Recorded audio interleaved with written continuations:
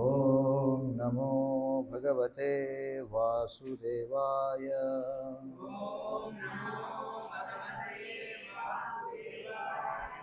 ఓం నమో భగవతే వాసుదేవాయ.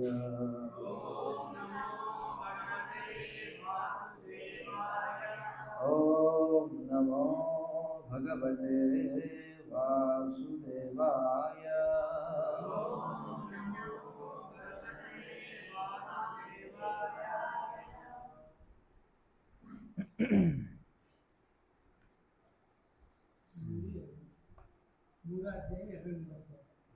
ఇరవై మూడుగా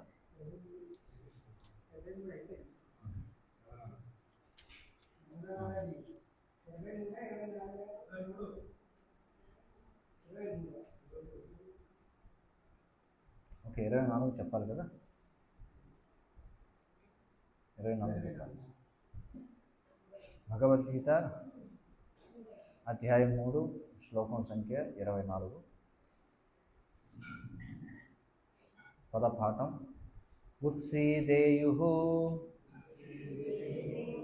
ఇమే లోకాః న కుర్యాం కర్మ చేత్ అహం శంకరస్య చ కర్తా స్యాం ఉపహన్యాం ఇమాః ప్రజాః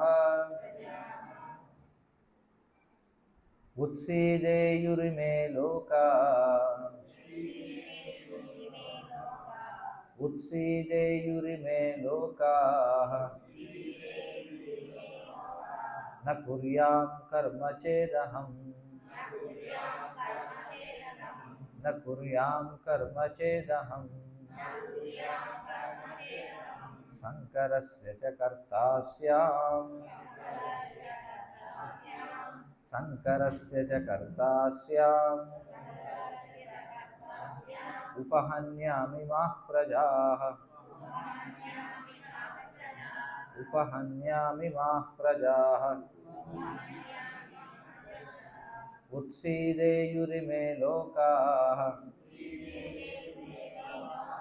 న కుర్యాం కర్మ చేదహం శంకరస్య చ కర్తా స్యాం ఉపహన్యామిమాః ప్రజాః.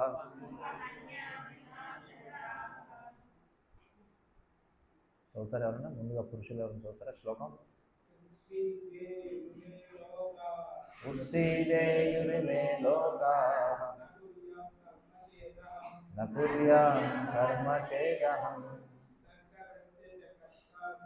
శంకరస్య చ కర్తా స్యాం ఉపమన్యామిమాః ప్రజాః.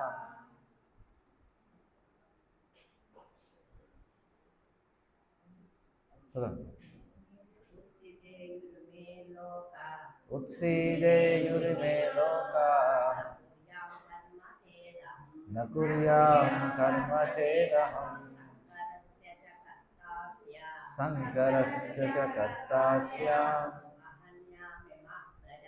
ఉపహన్యామిమాః ప్రజాః. ఉత్సీదేయురిమే లోకాః న కుర్యాం కర్మ చేదహం శంకరస్య చ కర్తా స్యాం ఉపహన్యామిమాః ప్రజాః.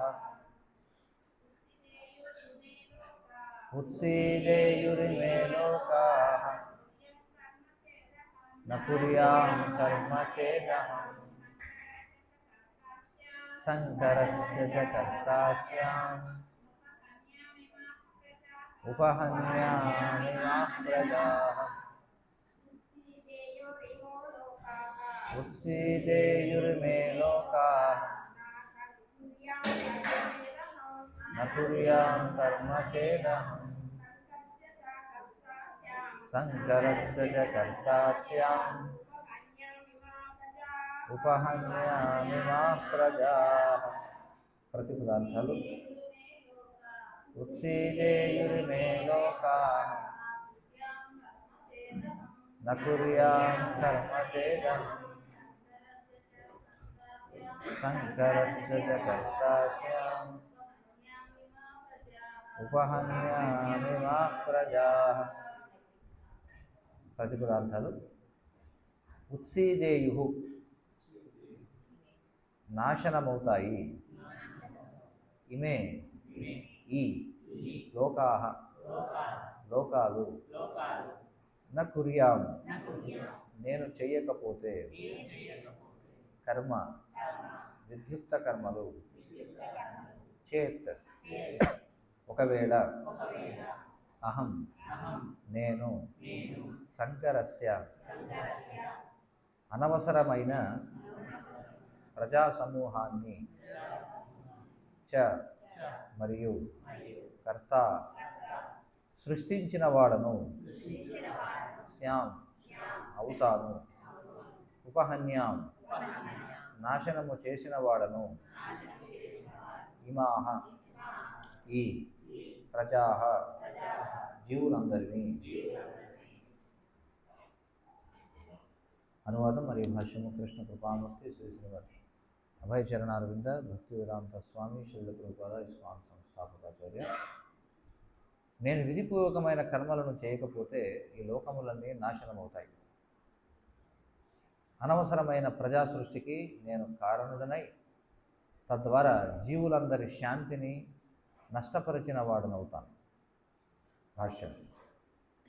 సామాన్య సంఘ శాంతికి భంగము కలిగించే అనవసరమైన జనాభాయే వర్ణ సంకరం. ఈ సాంఘిక కలతను నివారించడానికి నియమ నిబంధనలు ఉన్నాయి. వాటి ద్వారా జనులు జీవితంలో ఆధ్యాత్మిక ప్రగతి కొరకు అప్రయత్నంగానే శాంతియుతులు క్రమబద్ధత గలవారు అవుతారు. శ్రీకృష్ణ భగవానుడు అవతరించినప్పుడు సహజంగానే అట్టి నియమ నిబంధనలను చక్కగా పాటిస్తూ ఆ ముఖ్యమైన కలాపాల గౌరవాన్ని అవసరాన్ని నిలబెడతారు. భగవంతుడు జీవులందరికీ తండ్రి. ఒకవేళ ఆ జీవులు దారి తప్పితే పరోక్షంగా భగవంతుడే దానికి బాధ్యత వహించవలసి ఉంటుంది. అందుకే ధర్మాల పట్ల అగౌరవము కలిగినప్పుడు భగవంతుడు స్వయంగా అవతరించి సంఘాన్ని సరిదిద్దుతాడు. అయినా మనం జాగ్రత్తగా గమనించవలసింది ఏమిటంటే భగవంతుని పదచిహ్నాలను అనుసరించాల్సి ఉన్నప్పటికీ అతన్ని మనం అనుకరించలేమని గుర్తుంచుకోవాలి. అనుకరించడం ఒకే స్థాయిలో ఉన్నవి కావు. భగవంతుడు తన బాల్యంలో చేసినట్టు గోవర్ధనోద్ధరణ లీలను మనం అనుకరించలేము. అది ఏ మనిషికైనా అసాధ్యం. మనము అతని ఉపదేశాలను తప్పకుండా అనుసరించాలి, కానీ ఏ సమయంలోనైనా అతన్ని అనుకరించలేము. శ్రీమద్ భాగవతము ఈ క్రింది విషయాన్ని ధృవపరిచింది. నైతత్ సమాచరే జ్ఞాతు మనసాపి హ్యనీశ్వరః వినశ్యత్యాచరన్ మౌఢ్యాద్యథ రుద్రోబ్దిజం విషం. ఈశ్వరాణం వచః సత్యం తథైవాచరితం క్వచిత్ తేషాం యత్ స్వవచోయుక్తం బుద్ధిమాంస్తత్ సమాచరేత్. మనిషి కేవలము భగవానుని ఆదేశాలను, అతని శక్తి ఆవేశ సేవకుల ఆదేశాలను అనుసరించాలి. వారి ఉపదేశాలు మనకు సర్వ శుభదాయకాలు. బుద్ధిమంతుడు వాటిని ఉపదేశించిన రీతిగా అమలు చేస్తాడు. అయినా వారి కలాపాలను అనుసరించకుండా మనిషి జాగ్రత్త పడాలి. శివుడిని అనుకరిస్తూ ఎప్పుడూ విషపూరిత పానానికి ప్రయత్నించకూడదు. ఈశ్వరుల స్థితిని అంటే సర్వోన్నతులుగా సూర్యచంద్రుల గమనాన్ని నిజంగా నియంత్రించగలిగిన వారి స్థితిని మనము సర్వదా గుర్తించాలి. అటువంటి శక్తి లేనిదే పరమశక్తిమంతులైన ఈశ్వరులను ఎవడు అనుకరించకూడదు. శివుడు సముద్రమంత విస్తారముగా ఉన్న విషాన్ని త్రాగాడు, కానీ ఎవడైనా సామాన్య వ్యక్తి ఆ విషయంలో కించిత్తు భాగం త్రాగడానికి యత్నించినా చనిపోతాడు. చాలామంది కుహానా శివభక్తులు గంజాయి పీల్చడం, అటువంటి మాదక ద్రవ్యాలను వాడడం వంటివి చేస్తారు. శివుని కలాపాలను ఆ రకంగా అనుకరించడం ద్వారా తాము మృత్యువును దగ్గరికి పిలుస్తున్నామని వారు విస్మరిస్తారు. అదేవిధంగా శ్రీకృష్ణ భగవానుని మిథ్యాభక్తులు కొందరు గోవర్ధన పర్వతాన్ని ఎత్తలేని తమ అసమర్థతను మరిచిపోయి ఆ దేవదేవుని రాసలీలలను అంటే ప్రేమ నృత్యాన్ని అనుకరించడానికి ఇష్టపడతారు. అందుకే శక్తివంతులైన వారిని అనుకరించడం కంటే వారి ఉపదేశాలు అనుసరించడం ఉత్తమం. అంతేకాకుండా యోగ్యత లేకుండా వారి స్థానాలను ఆక్రమించే యత్నం కూడా చేయకూడదు. భగవత్ శక్తి లేనట్టి భగవద్ అవతారాలు చాలా ఉన్నాయి. ఓమజ్ఞానతిమిరాంధస్య జ్ఞానాంజనశలాకయా చక్షురున్మీలితం येन तस्मै श्रीगुरवे नमः। श्रीचैतन्यमनोभीष्टं स्थापितं येन भूतले स्वयं रूपः कदा मह्यं ददाति स्वपदान्तिकम्। वन्देऽहं श्रीगुरो श्रीयुतः पदकमलं श्रीगुरून् वैष्णवांश्च श्रीरूपं साग्रजातं सहगणरघुनाथान्वितं तं सजीवम् साद्वैतं सावधूतं परिजनसहितं कृष्णचैतन्यदेवं श्रीराधाकृष्णपादान् सहगणललिता श्रीविशाखान्वितांश्च। हे कृष्णकरुणा सिन्धो दीनबन्धो जगत्पते गोपेश गोपिकान्त राधाकान्त नमोऽस्तुते। तप्तकाञ्चन गौराङ्गी राधे वृन्दावनेश्वरी वृषभानुसुते देवी प्रणमामि हरिप्रिये। वाञ्छाकल्पतरुभ्यश्च कृपासिन्धुभ्य एव च पतितानां पावनेभ्यो वैष्णवेभ्यो नमो नमः। नमः ॐ विष्णुपादाय कृष्णप्रेष्ठाय भूतले श्रीमते भक्तिविकासस्वामिन्निति नामिने। नमः ॐ विष्णुपादाय कृष्णप्रेष्ठाय भूतले श्रीमते भक्तिवेदान्तस्वामिन्निति नामिने। नमस्ते सारस्वते देवे गौरवाणी प्रचारिणे निर्विशेषशून्यवादी पाश्चात्यदेशतारिणे। जय श्री कृष्ण चैतन्य प्रभु नित्यानंद श्री अद्वैत गदाधर श्रीवासादि गौरभक्तवृंद। हरे कृष्णा कृष्ण कृष्ण हरे हरे हरे राम राम राम हरे हरे।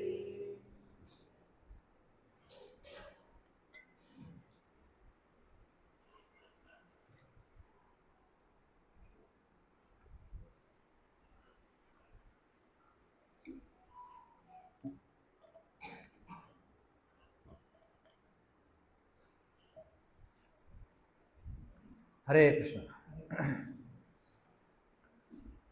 ఆదివారం సత్సంగం కార్యక్రమానికి విచ్చేసినందుకు అందరికీ మా శుభాకాంక్షలు.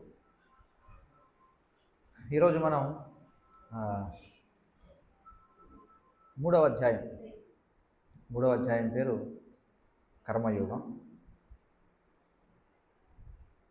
ఇందులో 24వ శ్లోకం మనం చర్చిస్తున్నాం. మనం చూసాం భగవద్గీత యొక్క మొదటి అధ్యాయం అంతా కూడా అది మనకి పరిచయం చేస్తుంది. అంటే ఏ పరిస్థితులలో అర్జునుడికి కృష్ణుడు ఈ గీతోపదేశాన్ని ఇవ్వవలసి వచ్చింది, దానికి దారితీసినటువంటి సంఘటనలు ఏమిటి అనేది మనకి మొదటి అధ్యాయం వివరిస్తుంది. అందుకే ఆ అధ్యాయం పేరేమిటి? కురుక్షేత్ర రణరంగమున సైనిక పరిశీలనము. అర్జునుడు మనందరికీ తెలిసిందే, అతడు మహాయోధుడు. మరి కురుక్షేత్రానికి ముందు అతడు ఎన్నో యుద్ధాలు కూడా చేశాడు. మరి పూర్వం చేసినటువంటి యుద్ధాలు వేరు, ఇప్పుడు చేస్తున్నటువంటి యుద్ధం వేరు, ఒక విధంగా చెప్పాలంటే. ఎందుకంటే పూర్వం అతడు ఎప్పుడు కూడా నేరుగా తన యొక్క దాయాదులతో లేదా తన యొక్క గురువులతో లేదా తన యొక్క తండ్రి తాతలతో తనకు పూజనీయమైనటువంటి వారితో అంతకుముందు ఎప్పుడు కూడా అర్జునుడు యుద్ధం చేయలేదు. కానీ ఇది మొదటిసారి నేరుగా తనను ప్రయోజకుణ్ణి చేయడానికి తోడ్పడినటువంటి వాళ్ళు ఎవరైతే ఉన్నారో, ఎవరైతే తనను సంరక్షించినటువంటి వాళ్ళు ఎవరైతే ఉన్నారో, దాయాదులైనటువంటి వారు ఎవరైతే ఉన్నారో వారితో మొట్టమొదటిసారిగా పోరాటం చేయాల్సి వచ్చింది. మరి మొదటి అధ్యాయంలో మనం చూసాం, వాస్తవానికి అర్జునుడికి ముందే తెలుసు తాను ఎవరితో పోరాడబోతున్నది, తెలుసు కదా ఎవరితో యుద్ధం చేయాలి. చాలా ప్రయత్నాలు కూడా జరిగాయి, ఏదో ఒక రకంగా యుద్ధాన్ని నివారించాలి. కృష్ణుడు కూడా స్వయంగా ఆయన దౌత్యం వహించాడు, మరి రాయభారిగా ఉన్నాడు. పాండవ దూత అని చెప్పుకుంటారు. కృష్ణుడికి మరొక పేరు ఏమిటంటే పాండవ దూత. పాండవుల కోసం ఆయన దౌత్యం వహించాడు. కానీ ఇవన్నీ కూడా అంతిమంగా పని చేయలేదు. ఎందుకంటే భగవంతుని యొక్క ప్రణాళిక వేరు. భగవంతుడు ఆయన అవతరించేదే దేనికోసం అవతరిస్తాడు? ఆయన పరిత్రాణాయ సాధూనాం వినాశాయ చ దుష్కృతాం ధర్మ సంస్థాపనార్థాయ సంభవాన్ని యుగే. మరి ఆయన వచ్చింది భూమి యొక్క భారాన్ని నిర్మూలించడం కోసం. అందుచేత ఆయన అనేక ప్రయత్నాలు చేసినప్పటికీ, అంటే బయటికి ఆ విధంగా కనిపించిన ఆయన యుద్ధం జరగాలనే కోరుకున్నాడు కృష్ణుడు. అందుచేతనే యుద్ధం ఏర్పాటు చేయబడింది. మరి అర్జునుడికి తెలుసు ఎవరితో యుద్ధం చేయాల్సి ఉందో ఏమిటో అన్నీ కూడా. కానీ ఎప్పుడైతే వారిని ముఖాముఖి చూశాడో కృష్ణుని ఆదేశించాడు. ఏమని? సేనయోరుభయోర్ మధ్య రథం స్థాపయవేచ్యుత అని చెప్పాడు. యావదేతాన్ నిరీక్షేహం యుద్ధకామాన్ అవస్థితాన్ అని చెప్పాడు. కాబట్టి అచ్యుత, దయచేసి రథాన్ని తీసుకువెళ్ళి ఉభయ సేనల మధ్య నిలుపు. ఎవరెవరు మరి ఈ దుర్యోధని యొక్క పక్షం వహించి యుద్ధం చేయడానికి సిద్ధంగా ఉన్నారో వారిని ఒకసారి నేను చూస్తాను అని చెప్పాడు.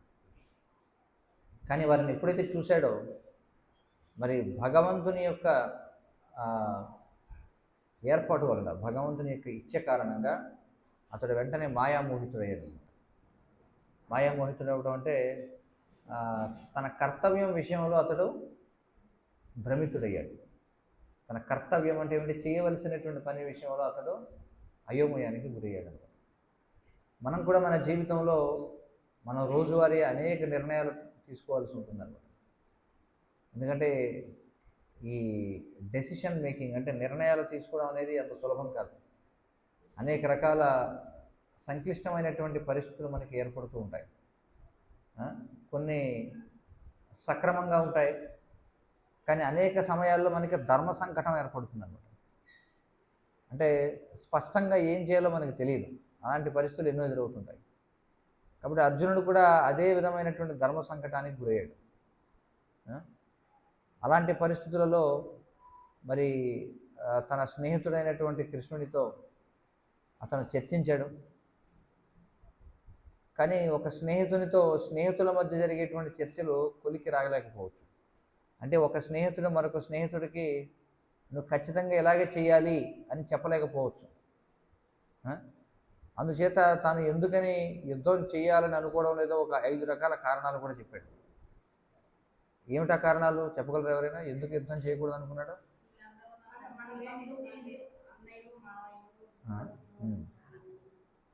ఇంకా ఒకటి, తాను యుద్ధం చేయడం వల్ల, యుద్ధంలో గెలవడం వల్ల ఏదైతే లాభం వస్తుందో దాన్ని భోగించలేడు కాబట్టి. ఒకటి అంటే తన యొక్క ఇంద్రియ భోగానికి భంగం వాటిల్లుతుంది కాబట్టి.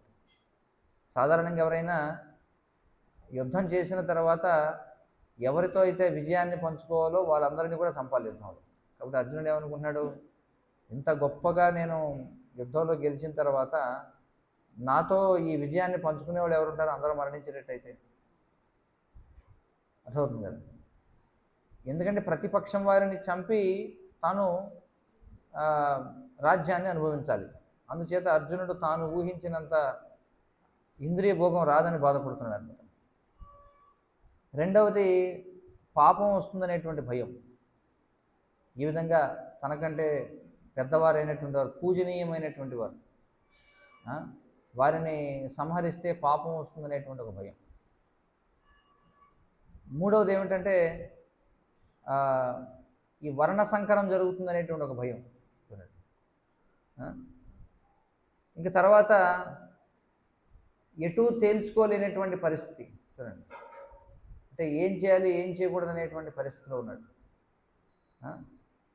ఇలా ఈ విధంగా అనేక రకాల కారణాల చేత అర్జునుడు నేను యుద్ధం చేయాలనుకోవడం లేదు అని చెప్పన్నాడు.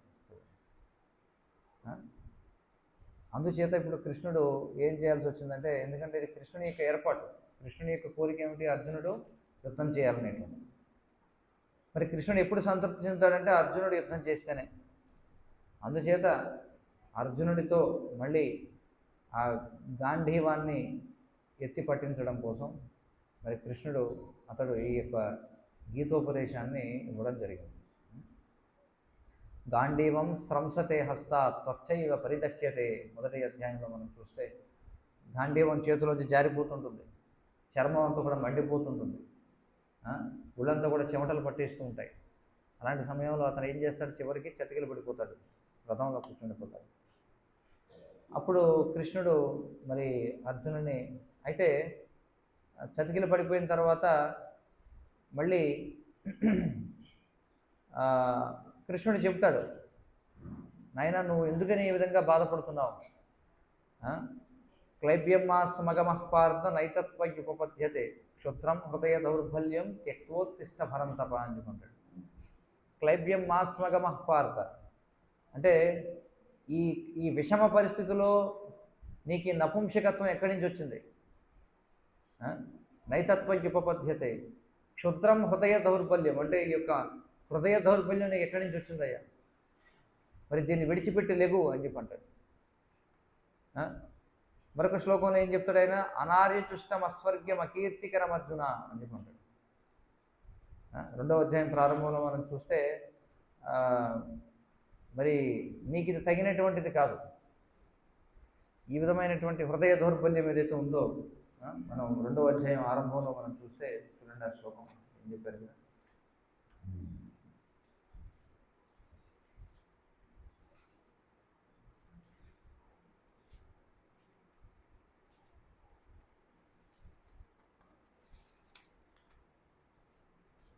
కుతస్త్వా కష్మలమిదం విషమే సముపస్థితం. చూడండి, కుతస్త్వా కష్మలమిదం, నీకు ఈ కష్మలం ఎక్కడి నుంచి వచ్చింది, నీకు ఈ కల్మషం ఎక్కడి నుంచి వచ్చింది, విషమే సముపస్థితం అంటే చాలా అత్యవసర పరిస్థితులు, విషమ పరిస్థితుల్లో నీకు ఈ కల్మషం ఎక్కడి నుంచి వచ్చింది. అనార్యతుష్టం, ఇది ఆర్యులకు తగినటువంటిది కాదు, అంటే జీవితపు విలువ తెలిసిన వారికి తగినది కాదు. ఈ విధంగా నువ్వు యుద్ధం చేయకపోతే నీకు స్వర్గం కూడా రాదు, అలాగే నువ్వు అపకీర్తి పాలవుతావు అని చెప్పాడు. ఇవన్నీ చెప్పినప్పుడు మరి అర్జునుడు, ఓ కేశవ, నువ్వు నన్ను ఈ విధంగా మరి నన్ను దెప్పి పొడుస్తున్నావు నువ్వు, కానీ మరి నువ్వు ఏనాడైనా నీ గురువులైనటువంటి వారిని లేదా నీకు పూజనీయమైనటువంటి వారిని ఎప్పుడు నువ్వు చంపావా, నువ్వు నన్ను మాత్రం ఎందుకయ్యా ఆ విధంగా చంపమంటున్నావు అని చెప్పన్నాడు. ఇక్కడ వాస్తవానికి మనం చూస్తే కృష్ణుడు కూడా మరి కంసుడిని సంహరించాడు. కంసుడు ఎవరతను, మరి మానవం అవుతాడు. కంసుడు మాత్రమే కదా, అతని యొక్క సోదరులందరినీ కూడా సంహరిస్తాడు. అప్పుడు మళ్ళీ కృష్ణుడు ఇక మొత్తానికి అర్జునుడికి అర్థమైంది, అతను సందిగ్ధావస్థలో ఉన్నాడు అనమాట, ఎటు తేల్చుకోలేనటువంటి పరిస్థితిలో ఉన్నాడు. ఆ సమయంలో అర్జునుడు ఏం చేస్తారంటే ఇక వాదించడం మానేసి కృష్ణుడికి శరణాగతి పొంది కృష్ణుడిని గురువుగా స్వీకరిస్తాడు అనమాట. అలాగే మన జీవితంలో కూడా అనేకమైనటువంటి సందర్భాలు వస్తాయి, ఎటు తేల్చుకోలేనటువంటి పరిస్థితులు. అలాంటి అయోమయ పరిస్థితులు వచ్చినప్పుడు ఇక్కడ అర్జునుడిది ధర్మ సంకటం అనమాట. అలాంటి పరిస్థితుల్లో మనం ఏం చేయాలంటే భగవంతుడికి శరణాగతి పొందాలి. ఏమీ చేయలేని పరిస్థితుల్లో మనం బిత్తరపోయి మనం గందరగోళ పడిపోకూడదు. ఏం చేయాలి మనం అంటే భగవంతుడిని ఆశ్రయించాలి. అప్పుడు భగవంతుని యొక్క నామాన్ని మన జీవితంలో ఎప్పుడైతే మనం ఇంకా కష్టాల పాలవుతామో, ఎప్పుడైతే మనకి చాలా దుఃఖకరమైనటువంటి పరిస్థితులు వస్తాయో, అప్పుడు సాధారణ పరిస్థితుల్లో దానికంటే కూడా ఇంకా ఎక్కువగా మన భగవంతుడికి శరణ పొందాలి. ఆ విధంగా అర్జునుడు శరణాగతి పొందాడు. శరణాగతి పొందినప్పుడు మరి కృష్ణుడు తన యొక్క ఉపదేశాలను మొదలుపెట్టాడు. మొట్టమొదట అతనికి ఆత్మతత్వాన్ని బోధిస్తాడు. ఎందుకంటే మరి అర్జునుడు దేని గురించి దుఃఖిస్తున్నాడు? అశోచ్య నన్వశోచస్వం ప్రజ్ఞావాదాంశ్చ భాషసే గతాసు నగతాసుంశ్చ నాను శోచంతి పండితా అని చెప్పాడు. అంటే అశోచ్యానన్వశోచస్వం అంటే దుఃఖించతగని దాని గురించి దుఃఖిస్తూ పండితుని వలె నువ్వు మాట్లాడుతున్నావు. దేని గురించి దుఃఖించకూడదు? పండితుడైనటువంటి వాడు, విద్యావంతుడైనటువంటి వాడు శరీరం గురించి దుఃఖించకూడదు. జీవించి ఉన్నవారి గురించి కానీ మరణించి ఉన్నవారి గురించి కానీ దుఃఖించకూడదు. ఎందుకంటే జీవించడం మరణించడం అనేది శరీరానికే కానీ ఆత్మకు కాదు. అవునా కదా? ఆత్మకి జీవించడం లేదు, మరణం లేదు. మరి ఆత్మ అది ఎన్నడూ కూడా అది పుట్టలేదు. అజోపిసన్ ఇక్కడ ఏమన్నారు మనకి శ్లోకంలో చెప్తారు. ఏమంటారంటే ఆత్మ అనేది పూర్వము ఉనికిలో ఉంది, ఇప్పుడు ఉనికిలో ఉంది, భవిష్యత్తులో కూడా ఉనికిలో ఉంటుంది.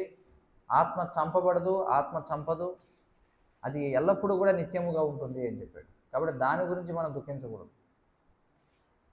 మరి శరీరం అంటారా? శరీరం ఎలాగో మనం శరీరాన్ని ఎవరు కూడా ఆపలేరు. అర్జున నువ్వు చంపకపోయినా వాళ్ళు ఎలాగో చనిపోతారు. భీష్ముడు వీళ్ళందరూ కూడా అప్పటికే చాలా వృద్ధాప్యంలో ఉన్నవారు కదా. అర్జునుడు ఏమనుకుంటాడంటే నేను చంపకపోతే వాడు ఎవరో చావరేమో అనుకుంటాడు. కానీ కృష్ణుడు అందుకే ఆయన విశ్వరూపాన్ని చూపించినప్పుడు ఇంకా యుద్ధం మొదలు కానే కాలేదు.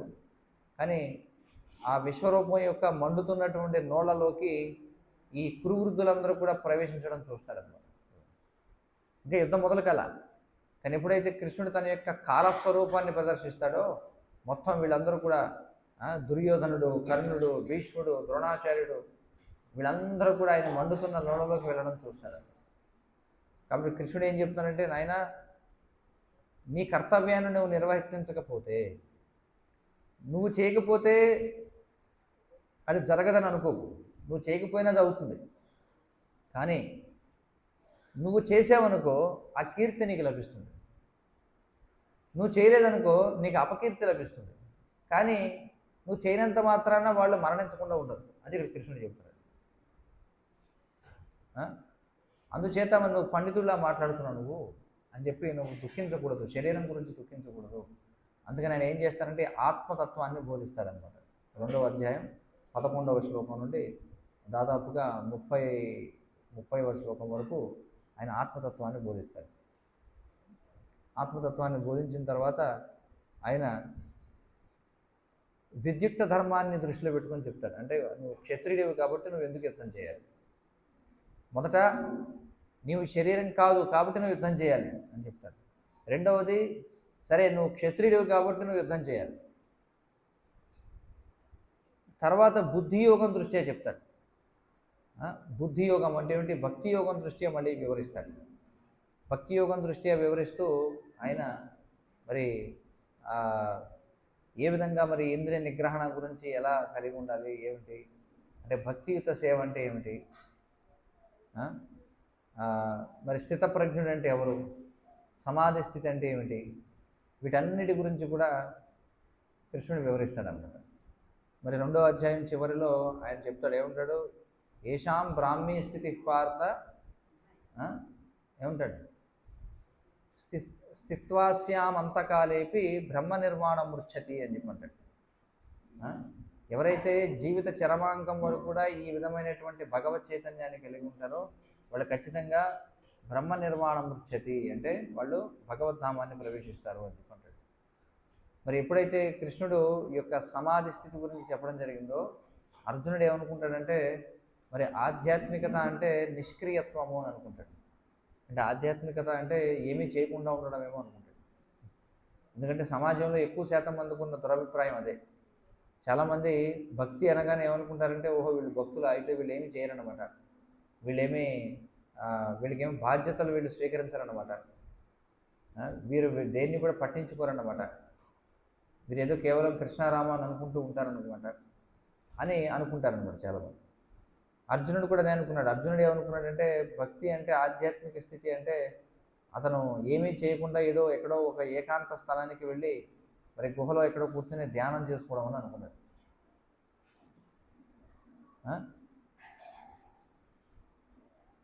అందుకే అర్జునుడికి కొంచెం అయోమయం అయిందనమాట. అంటే ముందు ముందు ఏం చేశాడు ఇక్కడ చూడండి, 2వ అధ్యాయంలో మనం చూస్తే చివరి శ్లోకాల్లో ముందు ఇంద్రియ నిగ్రహణ గురించి చెప్పడం జరిగింది. ఇంద్రియ నిగ్రహణ గురించి చెప్పిన తర్వాత మళ్ళీ చివరికి వచ్చేటప్పటికి మళ్ళీ కృష్ణుడు ఏమన్నాడంటే నువ్వు మళ్ళీ యుద్ధం చేయాలన్నట్టుగా చెప్పాడు అనమాట. యుద్ధం చేయాలని చెప్పేటప్పటికి కొంచెం అర్జునుడికి అయోమయం కలిగింది. అందుకే అర్జునుడు ఏమన్నాడంటే, మరి కామ్యకర్మ కంటే బుద్ధి మంచిదని నీవు తెలిస్తే ఎందుకు నన్ను ఈ ఘోరమైన యుద్ధంలో నియోగించాలని కోరుకున్నావు అని చెప్పన్నాడు. అంటే అతడు తప్పుగా అర్థం చేసుకున్నాడు. అతడేమనుకున్నాడంటే, సరే ఆధ్యాత్మిక చైతన్యాన్ని కలిగి ఉంటామంటున్నాడు కదా కృష్ణుడు, మరి ఆధ్యాత్మిక చైతన్యం అంటే ఏమీ చేయకపోవడం అనుకున్నాడు. అందుకని అతడికి అనుమానం వచ్చేమన్నాడంటే, మరి అన్నిటికంటే కూడా బుద్ధి ప్రశస్తరమని నువ్వు అనుకున్నట్లయితే, బుద్ధితో పనిచేయడం మంచిదని నువ్వు అనుకున్నట్లయితే నన్ను ఎందుకని ఈ ఘోరమైన యుద్ధంలో వినియోగించాలనుకుంటున్నావా కృష్ణ అని అడుగుతాడు 3వ అధ్యాయం ఆరంభంలో. అంటే అతడు తప్పుగా అర్థం చేసుకున్నాడు అనమాట. అందుచేత మళ్ళీ కృష్ణుడు కర్మయోగం గురించి చెబుతాడనమాట. అంటే కృష్ణుడు ఇక్కడ వద్దన్నది కర్మ చేయొద్దని అంటున్నాడు, కానీ కర్మయోగం చేయమని అంటున్నాడు. రెండింటికి ఏమిటి తేడా? కర్మ అంటే ఏమిటి, కర్మయోగం అంటే ఏమిటి?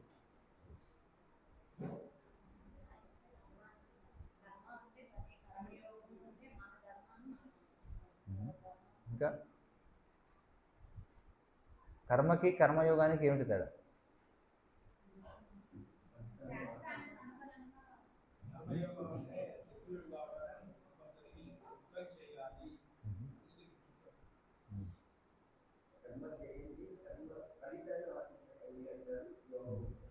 నేను ఇక్కడ అడిగేది ఏమిటంటే కర్మకి కర్మయోగానికి తేడా ఏమిటని అడుగుతున్నాను.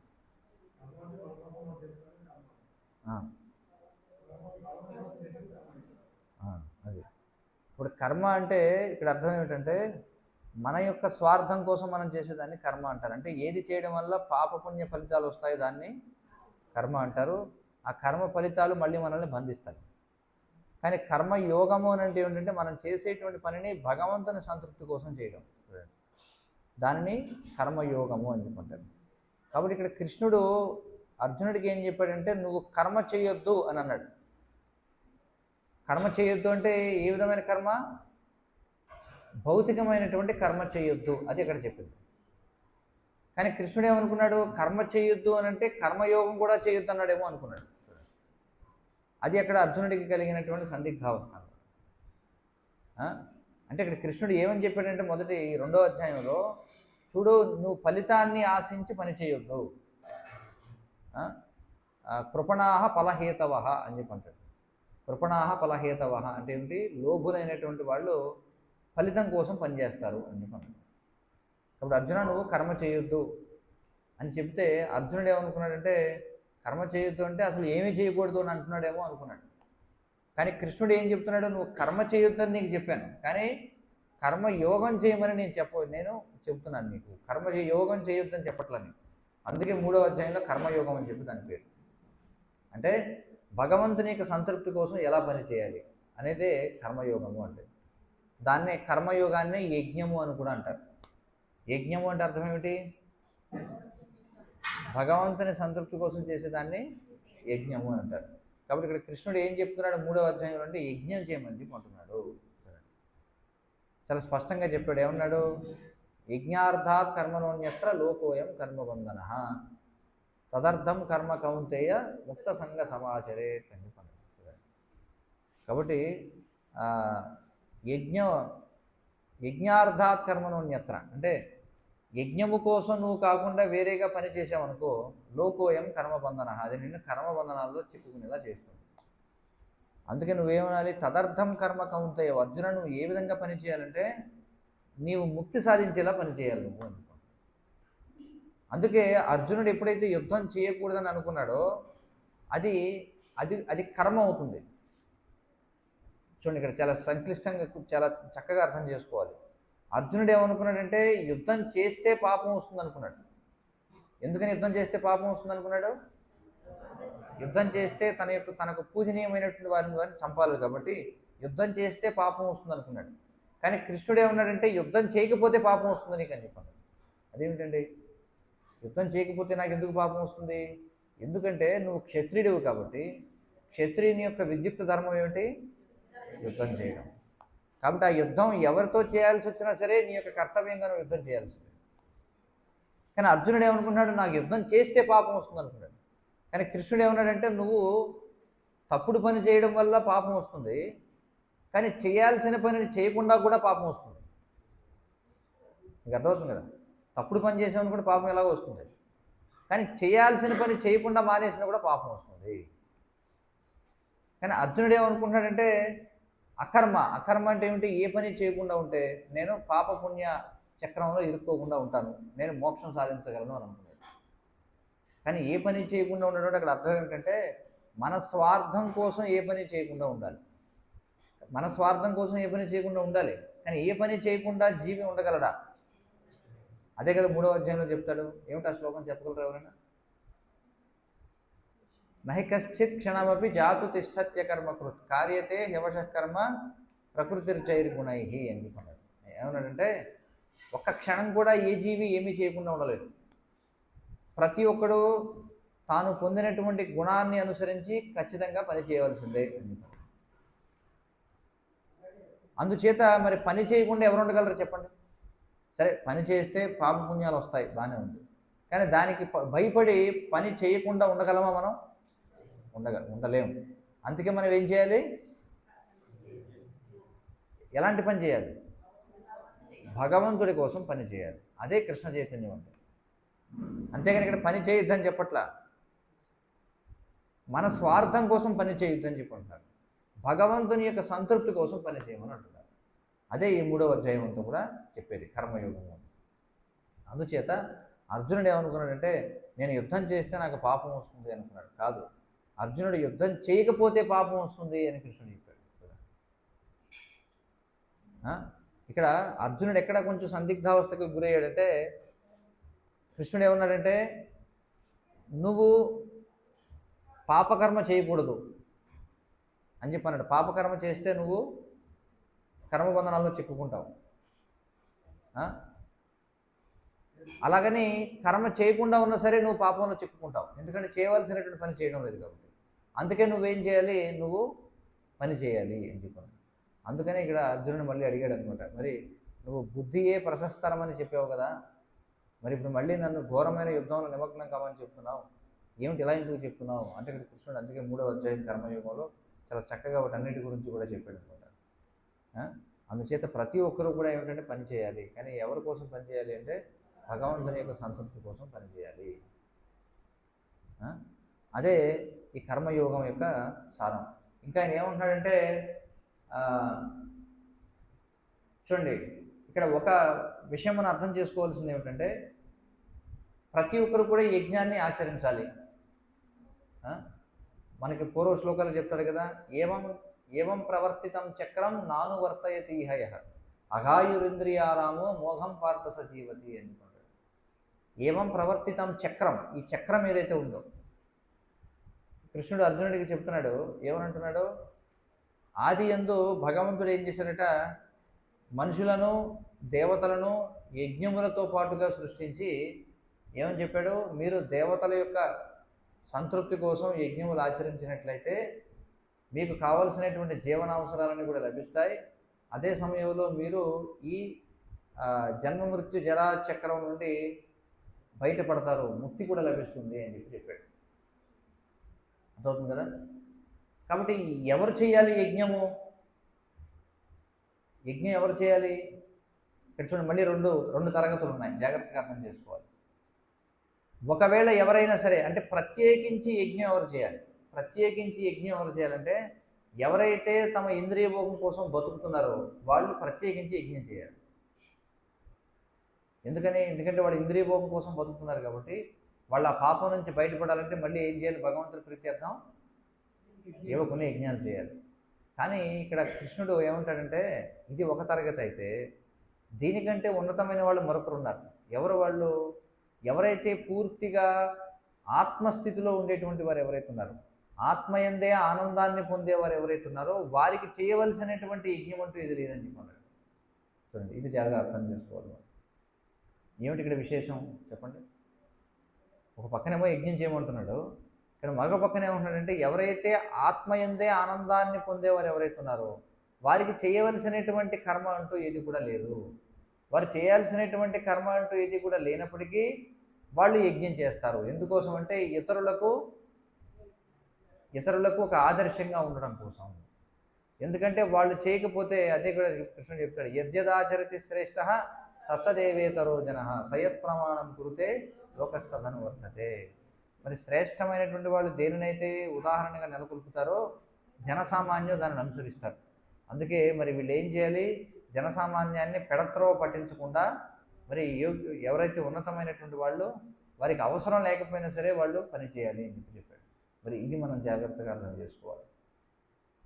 ఒక తరగతి వాళ్ళు ఎవరు అంటే ఎవరైతే ఇంద్రియ భోగం కోసం చేసేవాళ్ళు వాళ్ళు ఏం చేయాలి, దాని నుంచి బయటపడడం కోసం అంటే ఇప్పుడు చూడండి, మనం ఇప్పుడు ట్యాక్స్లు కట్టాలి, రకరకాల ట్యాక్స్లు కడతాం, మున్సిపల్ ట్యాక్స్ కడతాం, నీటికి పన్ను కడతాం, విద్యుత్కి కడతాం, అనేక రకాలు కడతాం. ఎందుకోసం అంటే మనం వాటిని వాడుకుంటున్నాం కాబట్టి, అంతే కదా. ఆ వనరులు వాడుకునేవాడు వాటికి చెల్లించాలి. కానీ ఎవరైతే ఒకవేళ ప్రభుత్వ ఉద్యోగంలో ఉన్నారనుకోండి, ఎవరైనా ప్రభుత్వ ఉద్యోగంలో ఉన్న వారికి ప్రభుత్వం ఏం చేస్తుందంటే క్వార్టర్స్ ఇస్తుంది కదా. క్వార్టర్స్ అంటే ఏంటి, ఉండడానికి ఇల్లు ఇస్తుంది, దాని కరెంటు బిల్లు గవర్నమెంటే పెట్టుకుంటుంది, వాడికి కావాల్సిన గ్యాస్ ఇస్తుంది, వాళ్ళ పిల్లలకి ఉచితంగా చదివిపిస్తుంది, అలాగే వాడికి ఒక కారు ఇస్తుంది, వాహనం ఇస్తుంది, జీతం ఇస్తుంది. మరి వాడు ప్రత్యేకించి మళ్ళీ కరెంటు బిల్లు కట్టాల్సిన ఇల్లు అవసరం లేదా, ఇంటి అద్దె కట్టాల్సిన అవసరం ఉందా? లేదు. ఎందుకని? కారణం ఎందుకంటే ప్రభుత్వం కోసం పనిచేస్తున్నాడు కాబట్టి. అది ఇక్కడ మనం అర్థం చేసుకోవాలి. ఎవరైతే తమ యొక్క స్వార్థం కోసం పనిచేసే వాళ్ళు ఉన్నారో వాళ్ళు ప్రత్యేకించి యజ్ఞం చేయాలి. కానీ ఎవరి జీవితమే యజ్ఞం అవుతుందో వాడికి ప్రత్యేకించి మళ్ళీ ఏమైనా చేయాల్సిన అవసరం ఉందా? లేదు. అదే ఇక్కడ చెప్తున్నారు. అంటే ఎవరైతే పూర్తిగా భగవంతుని కోసమే పనిచేస్తారో, ఎవరైతే వారు చేసేదే భగవంతునికి సంతృప్తి కోసం చేస్తారో వాళ్ళు విడిగా యజ్ఞం చేయాల్సిన అవసరం ఏమైనా ఉందంటారా? లేదు. అది ఇక్కడ చెప్తున్నాడు. అందుకే ఏమంటాడంటే, పూర్వం మనం చూస్తే ఉదాహరణ కూడా చెప్పాడు. ఎలాంటి వాళ్ళట, కర్మణైవ హి సంసిద్ధిం ఆస్థిత జనకాదయ లోక సంగ్రహమేవాపి సంపశ్యన్ కర్తుమర్హసి అని చెప్పన్నాడు. ఏమన్నాడు, జనకుని వంటి రాజులు కేవలము కర్మలను నిర్వహించడం ద్వారానే పూర్ణత్వమును పొందారు. అందుకే జనసామాన్యానికి బోధించే నిమిత్తం నీవు తప్పక కర్మ చేయాలి అని చెప్పన్నాడు. మరి జనకుడు లాంటి వాళ్ళు, మరి జనకుడు మహాజనుడు అనమాట. 12 మంది మహాజనుల్లో జనకుడు ఒకడు అనమాట. మరి జనకుడు ఎవరు? స్వయంగా సీతాదేవి యొక్క తండ్రి. మరి ఆయన ప్రత్యేకించి ఏదో చేయాల్సిన అవసరం ఉంది, కానీ వాళ్ళు చేశారు. దేనికోసం చేశారంటే జనసామాన్యానికి బోధించేటువంటి నిమిత్తము. తర్వాత కృష్ణుడు చెప్పాడు, శ్రేష్ఠుడైన వ్యక్తి ఏ కార్యం చేస్తే సామాన్య జనులు దాన్ని అనుసరిస్తారు, ఇవన్నీ కూడా చెప్పడం జరిగింది. తర్వాత కృష్ణుడు ఏమన్నాడు చూడండి, ఓ ప్రతాకుమార, ముల్లోకాల్లో నాకు విధింపబడిన కర్మ ఏది లేదు. కృష్ణుడికి ఏమైనా యజ్ఞం చేయాల్సింది ఏమైనా ఉందా? కృష్ణుడికి ఏమైనా చేయాల్సిన పని ఏమైనా ఉందా? లేదు. కృష్ణుడు ఆత్మారాముడై, అంటే మనలాంటి వాడు కాదు ఆయన. అంటే మనం ఆనందంగా ఉండాలంటే ఏదో పని చేయాలి. ఆనందమయోభ్యాసాత్ అన్నారు. అంటే మనం ఏదైనా అభ్యాసం చేస్తేనే మనకు ఆనందం అనేది వస్తుంది. కానీ భగవంతుడు ఆనందంగా ఉండడానికి ఏదో వేరేగా ఏదో పని చేయాల్సిన అవసరం లేదు. ఆయన ఉద్యోగం చేయక్కర్లేదు, ఆయన వ్యాపారం చేయక్కర్లేదు, ఆయన ఏమి కొనుగోళ్ళు అమ్మకాలు ఇలాంటివి ఏమీ కూడా చేయాల్సిన అవసరం లేదు. ఎందుకంటే ఆయన ఆత్మరాముడు కాబట్టి, ఆత్మ ఎందే ఆనందమును పొందేటువంటి వాడు. కాబట్టి ఆయనకి ముల్లోకాల్లో విధింపబడిన కర్మ ఏది లేదు, ఆయన కోరుకునేది ఏది లేదు. అంటే భగవంతుడికి లేమి అనేది లేదు, దేనిని పొందాల్సిన అవసరం లేదు. అయినా కూడా నేను విద్యుక్త కర్మల్లో నెలకొన్నాను అని చెప్పాను. నాకు చేయాల్సినటువంటి అవసరం లేకపోయినా సరే నేను చేస్తున్నాను. ఎందుకో తెలుసా, ఒకవేళ నేను విద్యుక్త కర్మలను జాగ్రత్తగా చేయడంలో ఎప్పుడైనా విఫలం అయితే ఖచ్చితంగా మనుషులందరూ నా మార్గాన్ని అనుసరిస్తారు. ఒకవేళ నాకు అవసరం లేదు కదా అని చెప్పి నేను చేయడం మానేశాను అనుకోండి, అప్పుడు ఏమవుతుంది, సాధారణ జనులందరూ కూడా నన్నే అనుసరిస్తారు అని చెప్పుకుంటున్నారు. అందుకే ఇక్కడ ఏమంటాడంటే, ఈ శ్లోకంలో ఏమంటాడంటే చూడండి, నేను విధిపూర్వకమైన కర్మలను చేయకపోతే ఏమవుతుంది, ఈ లోకాలన్నీ కూడా నాశనం అవుతాయి. అనవసరమైన ప్రజా సృష్టికి నేను కారణుడనై తద్వారా జీవులందరి శాంతిని నష్టపరిచిన వాడిని అవుతాను అందుకుంటున్నాడు. అంటే భగవంతుడు కనుక కర్మ చేయకపోతే ఏమవుతుందంటే, ఆయన కర్మ చేయాల్సిన అవసరం లేదు, కానీ ఆయన చేస్తాడు. మరి భగవంతుడు చేసే కర్మ ఏమిటి మనం చూసాం కదా, యదా యదా హి ధర్మస్య గ్లానిర్భవతి భారత అభ్యుత్థానం అధర్మస్య తదాత్మానం సృజామ్యహం అని చెప్పుకుంటున్నాడు. యదా యదా హి ధర్మస్య గ్లానిర్భవతి భారత, ఎప్పుడైతే ధర్మానికి గ్లాని అనేది కలుగుతుందో, అధర్మం అనేది పెచ్చురిల్లిపోతుందో,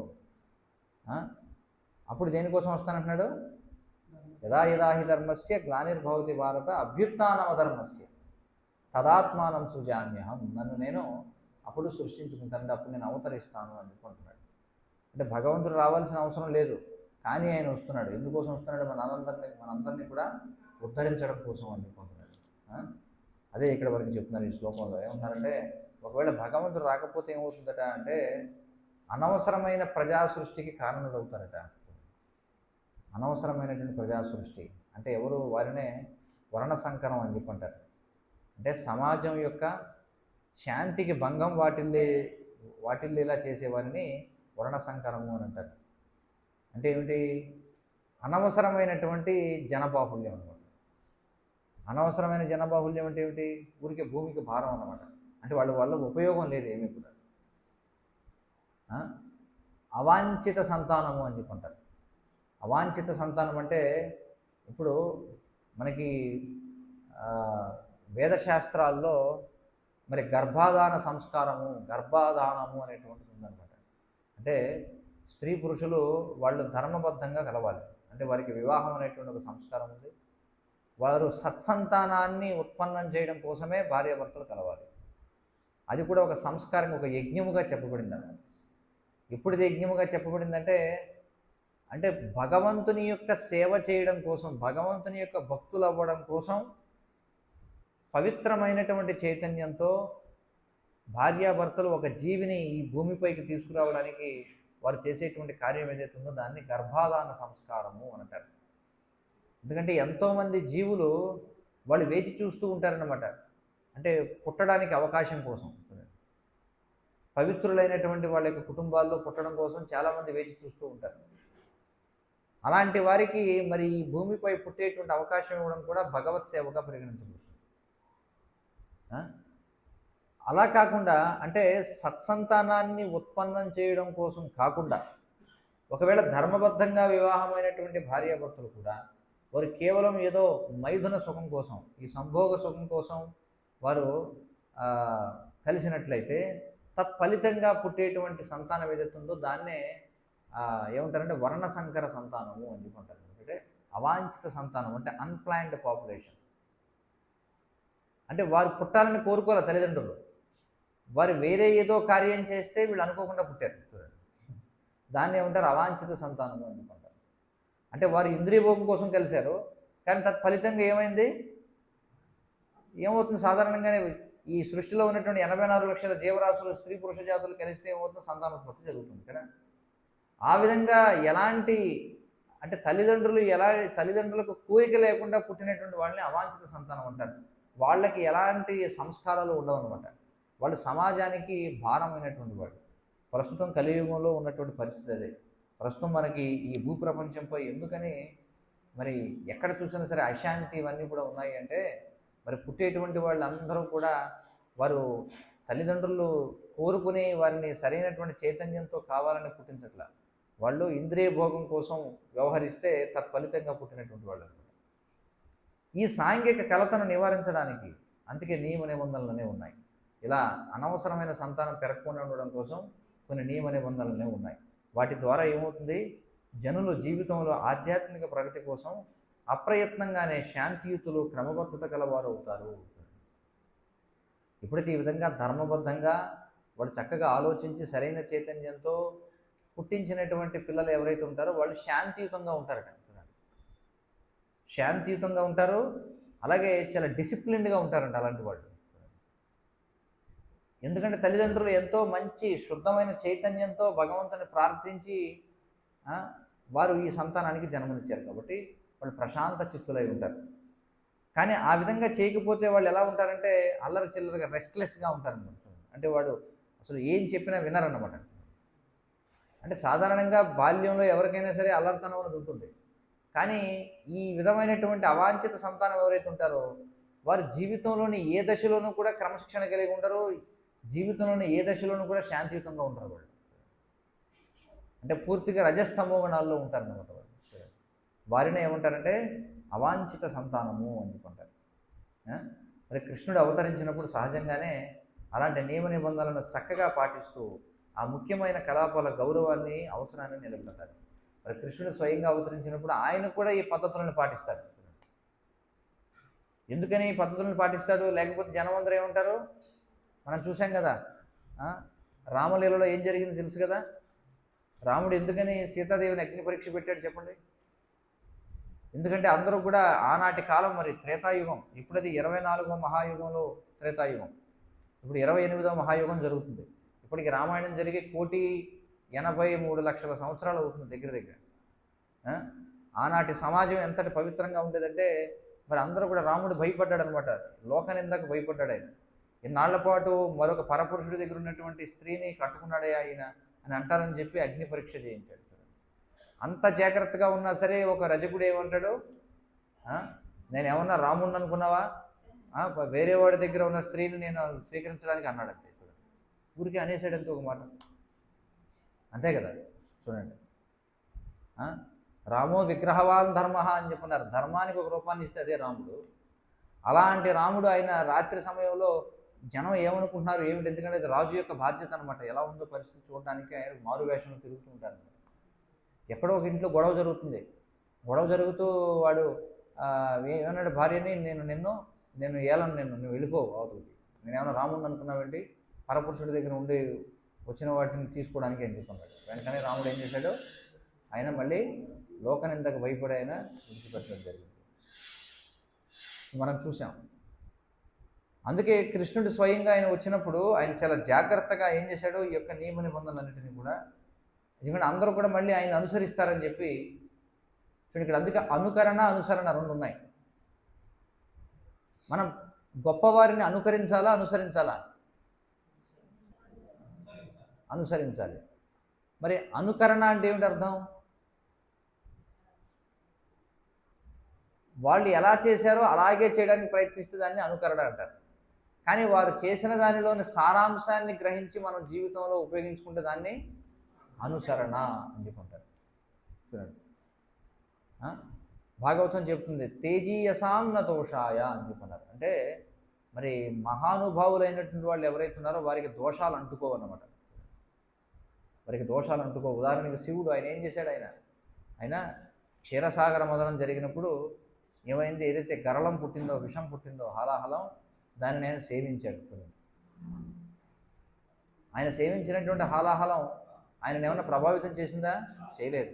చేయకపోగా ఆయన కంఠంపై ఒక అలంకరణగా మిగిలిందనమాట. అందుకే ఆయన నీలకంఠుడు అని చెప్పుకుంటారు కదా. మరి శివుడు అలా చేశాడు కదా అని చెప్పి శివభక్తులైన వాళ్ళు మనం కూడా విషం తాగుదాం అనుకుంటే ఏమవుతుంది చెప్పండి? కానీ కొంతమంది అనుకరిస్తారట. ఏమంటారట? వాళ్ళకేమో ఈ గంజాయి లేకపోతే ఇలాంటివన్నీ తాగడం ఇష్టం. కానీ వాళ్ళు ఏం చెప్తారంటే, ఏమైనా నువ్వు సాధువు కదా, నువ్వు ఎందుకు గంజాయి తాగుతున్నావు అంటే, నేను శివభక్తుడిని, మా శివుడు హాలాహలం సేవించాడు, నేను అది సేవించలేను కాబట్టి గంజాయి తాగుతున్నాను అని చెప్పండి. ఒకడు అలా తాగాలనుకుంటే నిజంగానే విషం తాగాలి. కానీ ఒక చుక్క విషం తాగితే చాలు, మనం చచ్చి ఊరుకుంటాం. అలాగే చాలామంది కృష్ణ భక్తులైన అని చెప్పుకునే వాళ్ళు కూడా ఏం చేస్తారట? కృష్ణుడు రాసలీలలు చేశాడు కాబట్టి నేను కూడా అనేక మంది స్త్రీలతో నేను నృత్యం చేస్తానని చెప్పి అంటాడు. కానీ కృష్ణుడు ఆ విధంగా చేయడం వల్ల కృష్ణుడు ఏం ప్రభావితం కాలేదు. కృష్ణుడు అస్కలిత బ్రహ్మచారి అని చెప్పి అంటాడు. ఆయన కించిత్తు కూడా ఆయన చెల్లించలేదన్నమాట. కేవలం వారి యొక్క సంతృప్తి కోసమే వారితో ఆ విధంగా వ్యవహరించాడు తప్ప ఆయనకి ఏ విధమైనటువంటి కామవాసన అనేటువంటిది లేదు. కానీ కొంతమంది కృష్ణ భక్తులుగా చెప్పుకునేటువంటి వాళ్ళు ఏం చేస్తారట? కృష్ణుడికి అనుచరులు అని చెప్పుకునే వాళ్ళు ఏం చేస్తారట? రాసలీలలు చేయడానికి ప్రయత్నం చేస్తారట. కానీ కృష్ణుడు గోవర్ధన పర్వతం ఎత్తాడు కదా, మరి అది చేయొచ్చు కదా. కృష్ణుడు ముందు గోవర్ధన పర్వతం ఎత్తాడు. 7 ఏళ్ల వయసులో ఆయన ఏం చేశాడు? ఎడమ చేతి చిటికిన వేలపై 4 రోజుల పాటు గోవర్ధన పర్వతాన్ని ఎత్తాడు. ముందు నువ్వు కూడా గోవర్ధన పర్వతాన్ని ఎత్తి అప్పుడు రాసలీల చేయి కావాలి. కానీ అదొద్దు, మనకి ఇదే కావాలి. అలాగే ఎవరైతే శివుడి అనుచరులు అని చెప్పుకునేవాళ్ళు కూడా ఏం చేస్తారట? మీరు కూడా విషాన్ని తాగండి, తర్వాత గంజాయి తాగండి కావాలంటే. కానీ శివుడు ఎక్కడైనా గంజాయి తాగినట్టుందా శాస్త్రాలు? శివుడు గంజాయి తాగల. అందుకే ఇక్కడ ఏమంటున్నారంటే మనం గొప్పవారిని ఎప్పుడు కూడా అనుకరించకూడదు, చూడండి, అనుసరించాలి. సమాజంలో కూడా మనం చూస్తాం, గుడ్డిగా మనం అనుకరించడానికి ప్రయత్నం చేస్తే మనం నాశనం అయిపోతాం అనమాట. అందుకే ఇక్కడ ఒక భాగవతంలో ఉన్నటువంటి ఒక శ్లోకాన్ని కూడా చెప్పారు.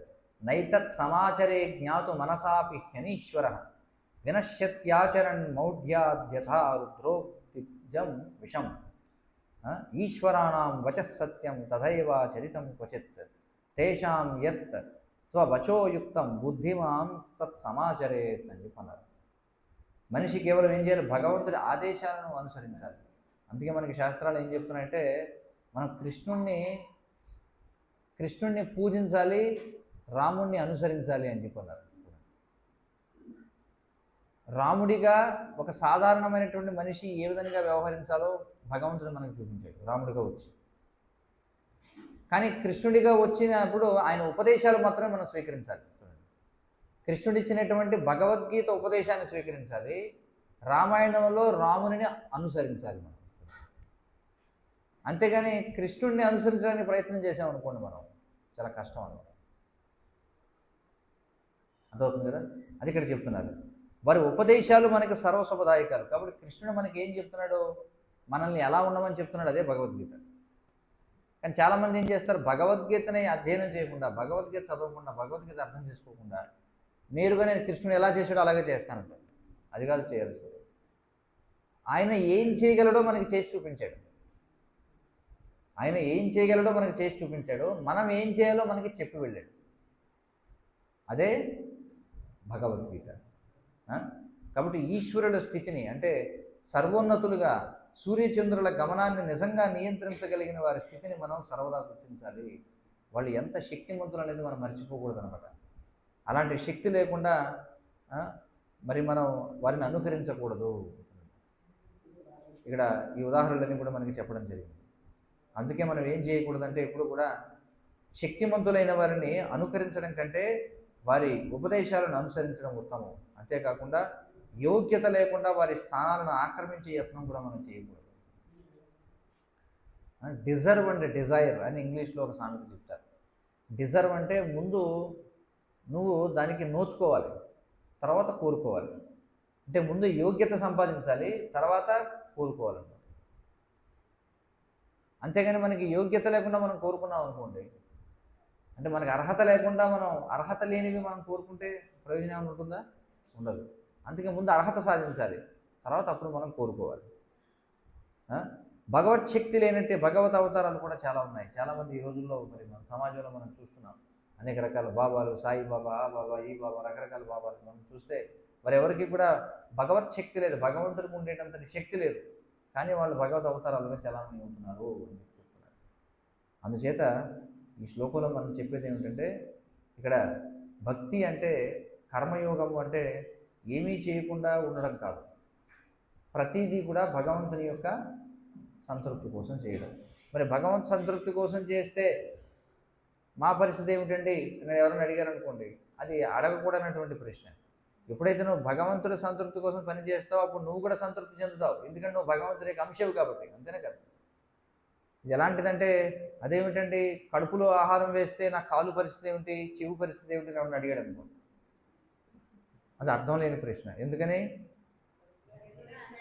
కడుపులో ఆహారం వేస్తే చెవికి కాలుకి పోషణ అందకుండా ఉంటుందా? మనం ముఖాన్ని అలంకరించుకున్నాం అనుకోండి, అద్దంలో ఉన్న ప్రతిబింబం కూడా అందంగానే కనిపిస్తుందా లేదా? కనిపిస్తుంది. కాబట్టి మనం భగవంతునికి ప్రతిబింబాలు లాంటి వాళ్ళం. మనం భగవంతుడికి అలంకరణ చేస్తే మన జీవితాలు కూడా అలంకరింపబడతాయి. అది నిజంగా ఆనందించేటువంటి విధానం. భగవంతుడిని మనం చక్కగా చూసుకుంటే భగవంతుడు మనల్ని చక్కగా చూసుకుంటాడు. అంతేగాని మనం భగవంతుడిని చక్కగా చూసుకోవడం గురించి వదిలేసి ఎప్పుడు కూడా నన్ను చూడు, నాకు ఇది కావాలి, నాకు అది కావాలి, ఇది కావాలి అడిగామనుకోండి, ప్రయోజనం ఉండదన్నమాట. మనం ముందు భగవంతుడిని చక్కగా చూసుకోవాలి. అంటే ఏమిటి? భగవంతుడికి ఏది కావాలి, భగవంతుడికి మనం చక్కగా రోజు పత్రం, పుష్పం, ఫలం, తోయం అన్నీ కూడా సమర్పించడం. అలాగే ప్రతిరోజు కూడా ఈ హరే కృష్ణ కృష్ణ కృష్ణ హరే హరే, హరే రామ రామ రామ హరే హరే అనేటువంటి మహామంత్రం చదవడం, జపించడం. అలాగే విధి నియమాలని చక్కగా పాటించడం. మరి బ్రహ్మ ముహూర్తంలో భగవంతునికి మరి ఆరతి ఇవ్వడం, అలాగే భగవద్గీత ఈ గ్రంథాలు చదవడం, అందరికీ ప్రచారం చేయడం, చక్కగా మనం భగవత్ సంబంధమైనటువంటి సేవలలో పాల్గొవడం, భగవంతుని చక్కగా అలంకరించడం, ఇవన్నీ ఎప్పుడైతే చేస్తామో మళ్ళీ మనం మన స్వార్థం గురించి ఏం ఆలోచించాల్సిన అవసరం లేదు. సహజంగానే మనం కూడా ఆనందంగా ఉంటాం అనమాట. అందుకని ఎవరు కూడా పిచ్చిగా అంతా కూడా భగవంతుడి కోసమే చేయమంటున్నారు, మా పరిస్థితి ఏమవుతుంది అని అంటే అది పిచ్చి ప్రశ్న అర్థమవుతుంది.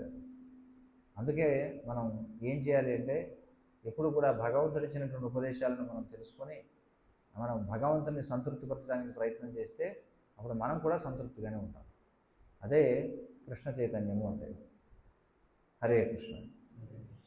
ఏమైనా ప్రశ్నలు సూచనలు ఉంటే చెప్పండి.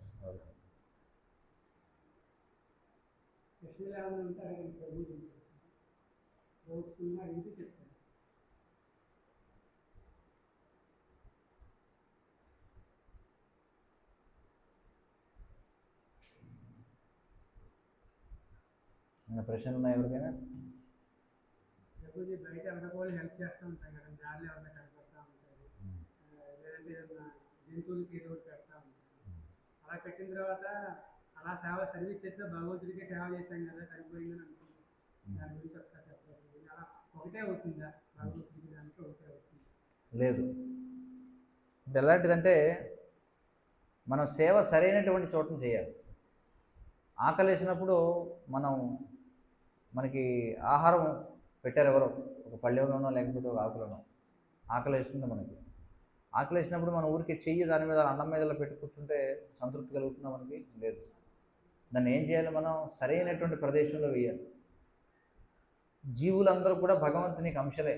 ఆ కుక్క దేహంలో ఉన్నటువంటి జీవి కూడా భగవంతునికి అంశే, లేదా ఒక కుష్టివాడి దేహంలో ఉన్నటువంటి జీవి కూడా భగవంతుని యొక్క అంశే.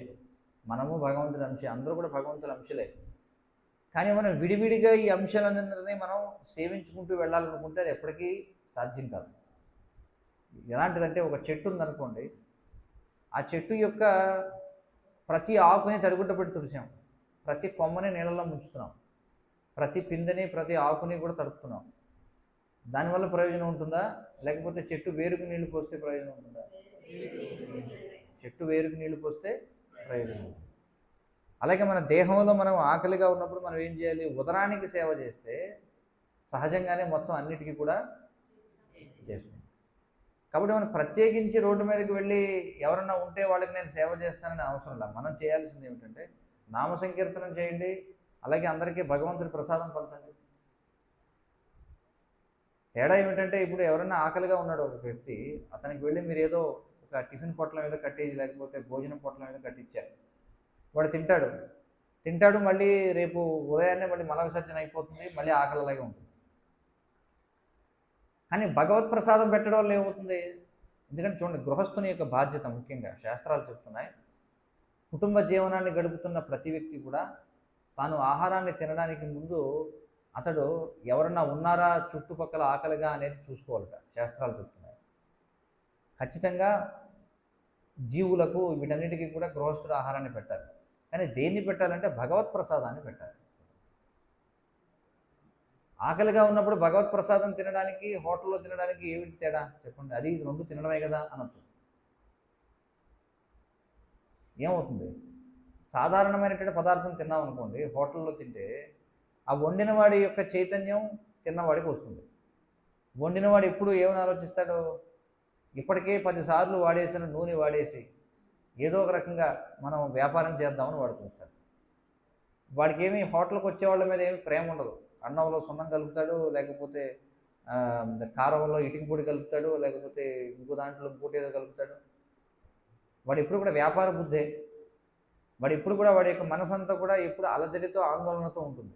అందుకే వాడి దగ్గర తినేవాడు కూడా అదే రకంగా ఆందోళనతో అలజడితో వాడిలో కూడా స్వార్థపూరితమైన ఆలోచనలు ఉంటాయి. వాడు తింటాడు పదార్థాన్ని, మళ్ళీ రేపటి రోజున మళ్ళీ ఆకలిస్తుంది. కానీ అదే భగవత్ ప్రసాదాన్ని తినడం వల్ల ఏమవుతుంది? భగవత్ ప్రసాదం తినడం వల్ల వాడి చైతన్యం పవిత్రమవుతుంది, వాడు శాంతిని పొందుతాడు. అలాగే వాడు భగవత్ ప్రసాదమే తింటూ ఉంటే కనుక మళ్ళీ వాడు ఇంకొక శరీరాన్ని తీసుకొని మళ్ళీ వచ్చి మళ్ళీ జన్మ మృత్యు జరావ్యాధులు అనుభవించాల్సినటువంటి శరీరాన్ని పొందకుండా ఉంటాడు. కాబట్టి భగవత్ ప్రసాదం పెట్టాం, ఆకలితో ఉన్నవాడికి మనం సాయం చేయొచ్చు. ఎలా సాయం చేయాలంటే వాడిని నిజమైన సాయం ఏమిటంటే వాడిని భగవంతుడితో అనుసంధానం చేయాలి. ఉదాహరణ, ఇప్పుడు ఎవరో ఒక చూడండి, మనందరి యొక్క తండ్రి అయిన ఎవరు నారాయణుడు మనందరి యొక్క తండ్రి. అంటే మనందరి యొక్క తండ్రి అయిన సంపూర్ణమైనటువంటి ఐశ్వర్యాన్ని కలిగినవాడు, సృష్టిలోనే అత్యధిక సంపదలు కలిగినటువంటి వాడు. మనం అందరం కూడా ఆయన యొక్క సంతానం. మనం అందరం కూడా కృష్ణుడు చెప్తున్నాడు కదా భగవద్గీతలో, బీజమాం సర్వభూతానాం అని చెప్పి ఉంటాడు. మరొక చోట చెప్తాడు, పితాహమస్య జగతో మాతా దాత పితామహ అని చెప్పుకుంటున్నాడు. నేనే తండ్రిని జగత్తుకి, నేనే తల్లిని, నేనే పోషకుణ్ణి, తాతను కూడా నేనే అని చెప్పుకుంటున్నాడు. అంటే మన తండ్రి ఎలాంటి వాడు? మన తండ్రి సర్వ సంపదలు కలిగినటువంటి వాడు భగవంతుడు. మరి తండ్రి అంత సంపన్నవంతుడైతే మరి పిల్లలు పేదరికంతో ఎందుకు ఉండాలి చెప్పండి? ఒకవేళ ఉన్నారు అంటే దాని అర్థం ఏంటంటే వాళ్ళు ఏదో తప్పు చేశారని అర్థం. తండ్రిని వదిలేసి రావడము, లేకపోతే తండ్రి చెప్పిన మాట వినకపోవడం వల్ల వాడు పేదరికంతో అనుభవించాలి తప్ప, లేదంటే సహజంగానే తండ్రి ఆస్తి ఎవరికి వెళుతుంది? పిల్లలకు వెళుతుంది. కాబట్టి ఒకవేళ ఒక వ్యక్తి ధనవంతుడైనటువంటి తండ్రిని విడిచిపెట్టేసి ఒక పిల్లవాడు దారి ఉండి తిరుగుతున్నాడు, వాడు ఏడుస్తూ తిరుగుతుంటాడు అనమాట. ఎందుకంటే ఇంట్లో ఉంటే అన్ని సమయానికి అన్నీ సమకూరుతాయి. కానీ ఇంటి నుంచి బయటకు వెళ్ళిపోతే ఏమవుతుంది? చూసుకున్నాడు ఎవడు ఉన్నాడు. ఎవడో పాపం ఏడుస్తున్నాడని చెప్పి ఒకడు ఏం చేసినట్టు ఐస్ క్రీమ్ కొనిచ్చాడట. వీడు ఏడుస్తున్నాడని కదా, ఐస్ క్రీమ్ ఇచ్చాడు. తినమ్మా ఐస్ క్రీమ్ తిను, ఏడవకంటే ఏడుపు మానేసి కాసేపు ఐస్ క్రీమ్ చీపుతాడు వాడు. ఐస్ క్రీమ్ అయిపోయిన తర్వాత మళ్ళీ ఏడుస్తాడు. ఇంకొకటి ఎవడో చూసి అరే వీడికి పీచు మిఠాయి కొనిద్దామని చెప్పి పీచు మిఠాయి కొనిస్తాడు. అంటే ఈ రోజుల్లో ఏవో తినట్లేదేమో, నేను అవుట్డేట్ అయిపోయినాయి ఏవో చెప్తున్నట్టున్నాను. రకరకాల ఏవేవో వచ్చేసాయి ఈ రోజుల్లో, పిజ్జా అనో లేదా బర్గర్ అనో అదనో ఇదనో. ఇంకొకటి ఏం చేస్తాడు, రంగులు రాట్నం ఎక్కిస్తాడు. ఇలా అందరూ రకరకాలుగా వాడికి ఇస్తున్నారు. ఇవన్నీ తాత్కాలికంగానే ఉపశమనం కలిగిస్తాయి. కానీ ఒక 10వ వాడు ఏం చేశాడంటే ఇలా కాదని చెప్పి వీడి తండ్రి ఎవడో తెలుసుకుని, ఇదిగో నువ్వు ఇంటిని తప్పిపోయి వచ్చావు, నీ తండ్రి నువ్వు చేరుకోవాలంటే ఇదిగో ఈ దారిలో వెళ్ళావు అనుకో, ఈ దారిలో వెళితే అక్కడ ఒక పెద్ద భవనం ఉంటుంది, ఆ భవనంలో నీ తండ్రి ఉంటాడు, అక్కడికి వెళ్ళు అని చిరునామా చెప్పాడు అనుకోండి. వీళ్ళందరూ సేవ చేశారు ఆ పిల్లవాడికి. కానీ ఎవరు చేసింది శాశ్వతమైన ఫలితాన్ని ఇస్తుంది? ఎందుకని? ఎందుకంటే వాడికి శాశ్వత పరిష్కారాన్ని చూపించాడు. వీడు ఇలా అడుక్కు తిరగాల్సిన అవసరం లేదు. తండ్రి దగ్గరికి వెళితే వాడు శాశ్వతంగా ఆనందంగా ఉండొచ్చు. అలాగే భగవత్ సంబంధం లేకుండా మనం ఎవరికైతే సేవ చేస్తున్నామో వారిలో భగవత్ చైతన్యాన్ని పెంపొందించకుండా మనం ఎలాంటి సేవ చేసినా అది వృధానే. మనం ఏది చేసినా సరే వాడికి ఇవ్వండి. ఆకలితో ఉన్న వాడికి భగవంతుడు ప్రసాదం పెట్టుకురైనా హరే కృష్ణ అని ఒకసారి, లేదా ఇక్కడ సత్సంగం జరుగుతుంది అక్కడికి వెళ్ళు, కొంచెం ఇప్పటికైనా వెళ్ళి తెలుసుకో, జ్ఞానం తెలుసుకో అని చెప్పామనుకోండి, వాడికి ప్రయోజనం ఉంటుంది. ఊరికే ఆడి కదా మీరు ఒక పొట్లం కొనిచ్చేసి మీ దారిని మీరు పోయారు, వాడి దారిని వాడికి పోయాడు, ఏ ప్రయోజనం? కాబట్టి ఎవరికైనా మనం సహాయం చేయొచ్చు. కానీ మనం గుర్తుంచుకోవాల్సింది ఏమిటంటే వాడు నారాయణుడు కాదు, జీవుడు వేరు, నారాయణుడు వేరు. కొంతమందికి ఇది జనతా జనార్దనుడు అని చెప్పారు. అంటే ఆ జనార్దనుడే మొత్తం అందరిగా ఈ విధంగా విస్తరించిపోయాడు, తప్పు. లేకపోతే మానవ సేవే మాధవ సేవ కాదు, మానవుడు మాధవుడు కాదు. మనం అందరం మాధవుని యొక్క అంశలమే కానీ మనం మాధవుడు కాదు.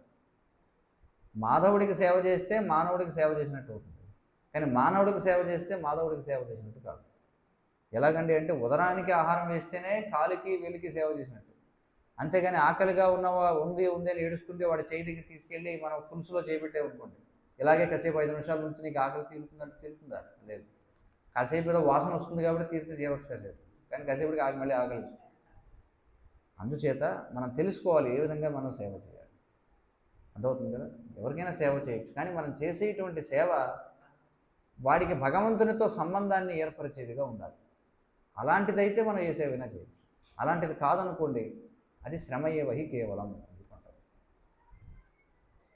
ఏమన్నా ప్రశ్నలు ఉన్నాయా? చెప్పండి, ఏమంటారు? ఎవరికి? మీ ప్రశ్న ఏమిటంటారు? ఓకే, కళ్ళు కడుతున్నారు. అవును, ఇది మన దురదృష్టం, ఇది కలి ప్రభావం, అజ్ఞానం. భగవద్గీత ఇవన్నీ చదవకపోవడం వల్ల, చెప్పాల్సిన వాళ్ళు చెప్పకపోవడం వల్ల, అలాగే జనం కూడా ఏమిటంటే చాలా చవకైనటువంటి బుద్ధి వల్ల, అంటే నాకు కలిసి వస్తే నేను ఏదైనా చేస్తాను అనేటువంటి బుద్ధి వల్ల జనం ఇలాగ తయారైపోయారండి. అర్థమవుతుంది కదా? అందుకే మనం భగవద్గీత చదవాలి, శాస్త్రం తెలుసుకోవాలి. అంతేగాని చవకగా మనం ఏదో మన కోరికలు తీరుతున్నాయి కదా అని చెప్పి ఎవరిని పడితే వాడిని పూజిస్తే మనం నరకానికి వెళ్ళాల్సి ఉంటుంది. భాగవతంలో చెప్పారు కూడా, ఒకవేళ భగవంతుడు కానటువంటి వ్యక్తిని భగవంతుడని ఎవరైనా పూజిస్తే లేదా ప్రచారం చేస్తే వాడి పరిస్థితి ఏమవుతుందంటే అశిపత్రవన అనేటువంటి నరకానికి వెళతారని చెప్పి రాశారు. కాబట్టి అది మన సమాజానికి పట్టుకున్నటువంటి గొప్ప దౌర్భాగ్యం. అది ఇలాంటివన్నీ కలియుగంలో జరుగుతూ ఉంటాయి. అందుకే మనం ఈ కలి యొక్క ప్రభావాన్ని తిప్పికొట్టాలి అంటే మనం ఈ సంకీర్తన, హరినామ సంకీర్తనని ప్రచారం చేయాలి గట్టిగా. భగవద్గీతని అందరికీ కూడా పంచాలి. అప్పుడు మనం ఇలాంటి జాడ్యాలన్నీ కూడా నిర్మూలించగలుగుతాం సమాజంలో. హరే కృష్ణ. ఇంకేమైనా ఉన్నాయి ప్రశ్నలు? ఎవరికి సమయం ఎంత అవుతుంది? ఓకే. హరే కృష్ణ. భగవద్గీత యథాతథం కీ జై. జగద్గురు శ్రీల ప్రభుపాద్ కీ జై. విసన్నపేట భక్త బృందం కీ జై. హరే కృష్ణ.